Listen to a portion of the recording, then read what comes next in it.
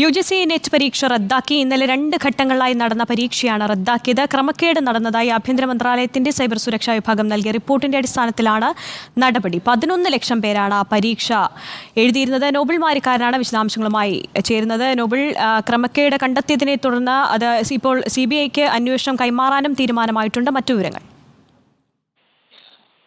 Arya, UGC net പരീക്ഷകൾ റദ്ദാക്കിയുള്ള തീരുമാനമാണ് ഇപ്പോൾ കേന്ദ്ര സർക്കാർ എടുത്തിരിക്കുന്നത്. ജൂൺ 18 2 ഘട്ടങ്ങളിലായി നടന്ന പരീക്ഷയാണ് ഇപ്പോൾ റദ്ദാക്കിയിരിക്കുന്നത്. ക്രമക്കേട് നടന്നതായി ആഭ്യന്തര മന്ത്രാലയത്തിന്റെ സൈബർ സുരക്ഷാ വിഭാഗം നൽകിയ റിപ്പോർട്ടിന്റെ അടിസ്ഥാനത്തിലാണ് ഈ നടപടി. അതോടൊപ്പം തന്നെ ഇതുമായി ബന്ധപ്പെട്ടുകൊണ്ട് മൊത്തം ഈ പട്ട അടക്കമുള്ള സ്ഥലങ്ങളിൽ ഇത്തരത്തിൽ ക്രമക്കേടുകൾ നടന്നതായി വിവരം ലഭിച്ചിട്ടുണ്ട്. ഒപ്പം ബീഹാർ പോലീസ് അടക്കം ഇതുമായി ബന്ധപ്പെട്ട അന്വേഷണം, ബീഹാറിലെ സാമ്പത്തിക കുറ്റാന്വേഷണ വിഭാഗം അടക്കം ഇതിൽ അന്വേഷണം നടത്തുകയും ചെയ്യുന്നുണ്ട്. ഈ അന്വേഷണ റിപ്പോർട്ട് ലഭിച്ചാൽ ഉടൻ അടുത്ത നടപടികൾ സ്വീകരിക്കും എന്നാണ് സർക്കാർ വ്യക്തമാക്കുന്നത്. അതായത് ഈ വിഷയത്തിൽ CBI അന്വേഷണം അടക്കം സർക്കാർ ശുപാർശ ചെയ്യുന്നു. ഒപ്പം പരീക്ഷകളുടെ വിശ്വാസ്യതയും ഒപ്പം വിദ്യാർത്ഥികളുടെ താല്പര്യവും സംരക്ഷിക്കാൻ സർക്കാർ പ്രതിജ്ഞാബദ്ധമാണ് എന്നും ഇപ്പോൾ കേന്ദ്ര സർക്കാർ ഇതിൽ അറിയിച്ചിരിക്കുകയാണ്. കഴിഞ്ഞ കുറേ ദിവസങ്ങളായി ഈ നീറ്റ് വിവാദം വലിയ തരത്തിൽ കേന്ദ്ര സർക്കാർ തലവേദനയായി തന്നെ തുടരുകയായിരുന്നു. പ്രത്യേകിച്ച് ദിനംപ്രതി വിദ്യാർത്ഥി പ്രതിഷേധങ്ങൾ, യുവജന പ്രതിഷേധങ്ങൾ, ഒപ്പം 10 പ്രതിപക്ഷ പാർട്ടികളെല്ലാം നിരന്തരം സർക്കാരിന് എതിരെ ഇതിൽ വിമർശനം ഉന്നയിക്കുകയും ചെയ്യുന്നു. ആദ്യഘട്ടത്തിൽ നാഷണൽ ടെസ്റ്റിംഗ് ഏജൻസി അടക്കം വ്യക്തമാക്കിയത് ക്രമക്കേടുകൾ ഉണ്ടായിട്ടില്ല എന്ന നിലപാടായിരുന്നു. എന്നാൽ കഴിഞ്ഞ ദിവസം കേന്ദ്രമന്ത്രി ധർമ്മേന്ദ്ര പ്രധാൻ അടക്കം